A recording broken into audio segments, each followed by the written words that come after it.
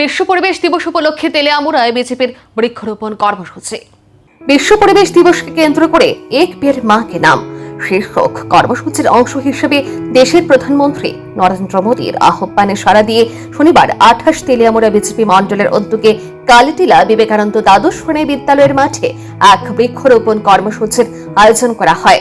পরিবেশ সংরক্ষণ এবং সবুজায়নের বার্তা সাধারণ মানুষের কাছে পৌঁছে দেওয়ার লক্ষ্যে আয়োজিত এই কর্মসূচিতে বিভিন্ন প্রজাতির বৃক্ষরোপণ করা হয়। অনুষ্ঠানে উপস্থিত নেতৃবৃন্দ ও কর্মী সমর্থকরা পরিবেশ রক্ষায় বৃক্ষরোপণের উপর গুরুত্ব সম্পর্কে বক্তব্য রাখেন এবং সকলকে বেশি করে গাছ লাগানোর আহ্বান জানান। এই দিনের কর্মসূচিতে উপস্থিত ছিলেন ত্রিপুরা বিধানসভার মুখ্য সচেতক তথা তেলিয়ামুড়া বিধানসভা কেন্দ্রের বিধায়িকা কল্যাণী সাহারায়, 28 তেলিয়ামুড়া মণ্ডলের সাধারণ সম্পাদক নন্দন রায়, গোপাল বর্মন, তেলিয়ামুড়া পৌর পরিষদের ভাইস চেয়ারম্যান মধুসূদন রায় সহ বিজেপির অন্যান্য নেতা কর্মী ও সমর্থকরা।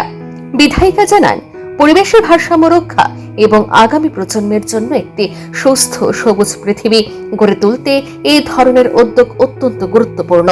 ভবিষ্যতেও পরিবেশ সচেতনতা বৃদ্ধির লক্ষ্যে বিভিন্ন কর্মসূচি গ্রহণ করা হবে বলে জানানো হয়। বিশ্ব পরিবেশ দিবস ছিল। দেশের প্রধানমন্ত্রী সবাইকে আহ্বান রেখেছেন, এক পের মাকে নাম, আমরা যেন সবাই এই অনুষ্ঠানটাকে বৃক্ষরোপণের মাধ্যমে মায়ের নামে একটি গাছ লাগাই।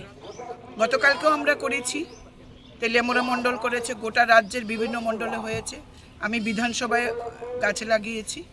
আজকে আমরা তেলিয়ামুড়া মণ্ডলের উদ্যোগে আমাদের কালীটিলায় আমাদের বিবেকানন্দ স্কুল প্রাঙ্গণের পাশে আমরা আজকে মণ্ডল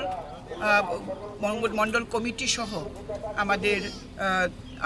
আমরা যে বুথে করছি সেই বুথে লোকজন নিয়ে আজকে আমরা অনেকগুলি গাছ লাগালাম।